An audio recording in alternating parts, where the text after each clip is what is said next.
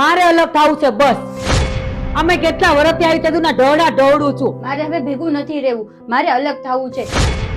મોટા અલગ બોલે, નાના અલગ બોલે, મારે સાંભળીએ જ રાખવાનું, મારે જ સહન કરવાનું. મારે હવે સાથે રહેવું જ નથી. મારે કઈ પણ કામ કરવું હોય તો તમારી ફેમિલીને પૂછીને કરવાનું હોય. અને આમય તમારા ભાઈઓ તમારા આટલું કર્યું છે હું. હવે મારાથી સહન નહીં થાય હો. અને આપણા છોકરા મોટા થઈ રહ્યા છે તો એમના ભવિષ્યનું શું, આપણી જિંદગીનું શું? મારી કોઈ લાઈફ છે કે નથી? અત્યારે હાલે છે કમૂરતા. હારા દિવસો જોઈને કરી નાખો ફેસલો. તારે ફેસલો કરવો છે એમ? તમારે હવે ડિસિઝન લેવું જ પડશે કે તમારે મારી સાથે રહેવું છે કે તમારા ભાઈઓ સાથે. જો તું મને ડિસિઝન લેવાનું કહેતી હોય ને તો મારે તને કહેવાની જરૂર જ નથી કે હું શું ડિસિઝન લઈશ. તમે હવે ડિસાઈડ કરી લો કે તમારે મારી સાથે રહેવું છે કે તમારા ભાઈઓ સાથે. જો ડિસાઈડ કરવાની વાત હોય ને તો ડિસિઝન મેં લઈ જ લીધું છે. જ્યારે આપણો છોકરો દવાખાનામાં હતો, પૈસાની જરૂર હતી, ત્યારે વિજયના કેવા ઉપર જ તે આ વિજયના ઘરના એના ઘરેણા ગીરવે મૂકી અને હોસ્પિટલનું બિલ ભર્યું હતું. મારા મોટા ભાઈ મને ભણાવવા માટે નાની ઉંમરે એમને પોતાનું ભણતર છોડીને નોકરી ધંધે લાગી ગયા કારણ કે હું ભણી શકું. મોટા ભાઈ છે ને મારા બાપ સમાન છે. મને કોઈ દિવસ મારા બાપની કમી નથી મહેસૂસ થવા દીધી.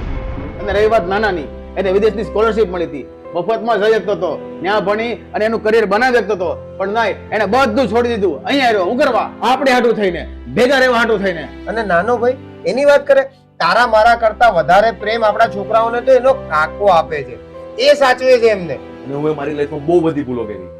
એ ભૂલો ઉપર આ વિજયભાઈ પડદો નાખ્યો. મારી બધી જ ખામીઓને અમારા બંને ભાઈઓએ ખૂબીઓમાં બદલી નાખી છે. અને તારે નોખા થવું છે એમ? એટલે હું રહીશ તો મારા ભાઈઓ સાથે જ. અને તું મને અમારા બે ભાઈઓને છોડવાની વાત કરે છે.